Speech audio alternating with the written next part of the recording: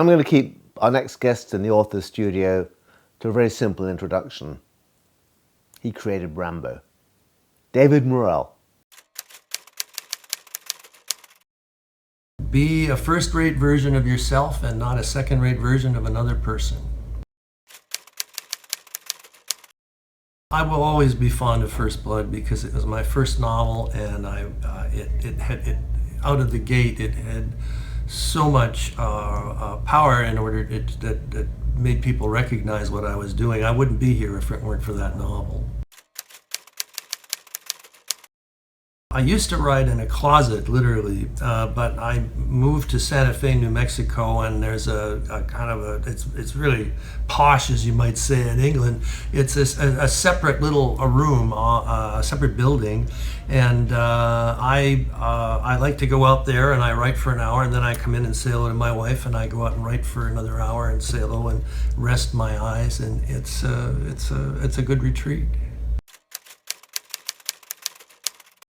I have to do it in two ways. One was it was a television series actually called Route 66, and the Sterling Silliphant scripts for it were so powerful, a blend of philosophy and action, that I knew even as a teenager that that's what I wanted to do. And I wrote him a letter, in fact, and said, I want to be you. And we became great friends. And when one of my novels, Brotherhood of the Rose, was a miniseries after the Super Bowl, Sterling Silliphant was the executive producer.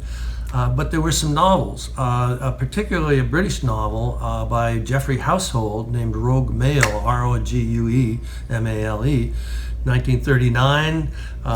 British big game hunter sets out, when written and published that year, to stalk Hitler on the eve of the Second World War, gets caught on the first page, and off we go for the story. That book so transported me and taught me how to write outdoor action, which in a way I couldn't have written First Blood without having studied how Household did it.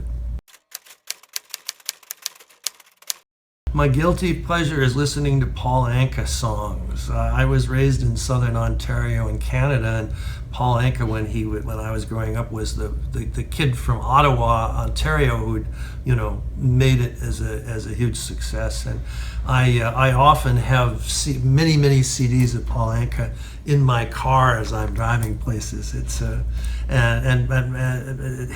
Don Costa arranged a lot of Anka's work, and Costa is one of the great arrangers, so it's good.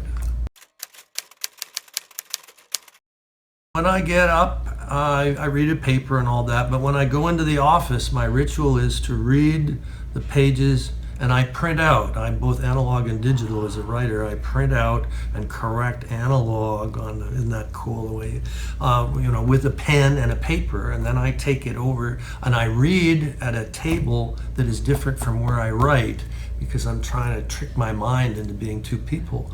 And then I take those pages over to my digital desk, where I sit down and input them into the computer. That's usually a shock early in the morning when I'm reading this material, because yesterday it was so exciting. And today I'm thinking, who wrote this mess? And my wife has this joke, after the first hour, and I go in and I say, hi, what are you doing? And she says, well, how bad was it this morning? I love it. No, I wanted to be initially a musician, and part of this is that Paul Anka thing we were talking about. And I thought, well, how can I go about doing this? And I said, even then I had the kind of professor in me, and I thought I should know what I'm doing. So I found somebody to teach me theory and harmony and counterpoint and orchestration, and this is when I was in my mid-teens.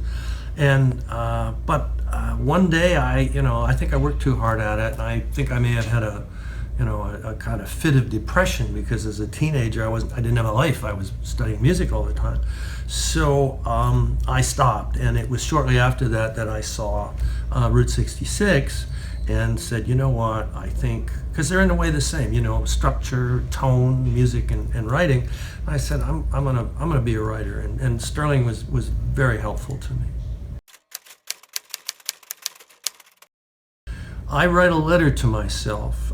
First, where do our ideas come from? Well, everywhere. A magazine article, something somebody says. But I'm very highly attuned when something really interests me. And if it does, I ask myself why. And I don't go to the ozone and I don't ask my wife. I go to my computer and I start writing a letter about why this interests me. And that becomes, as I analyze why it interests me, I begin to evolve a story from it. I mean, you would expect as a creator of Rambo that, I mean, I must have been, how did you get the idea for Rambo, or where did his name come from, or what have you, tens of thousands of times. And an actor once told me that he learned that even though you might have been asked a question many, many times, for that person, it was the first time they asked that question. And that you had to respect that. So whatever anybody else, I'm fearless. Whatever anybody else wants to ask me, I'm fine. Who do you think would make a good enemy for Rambo? Do let us know in the comment box below.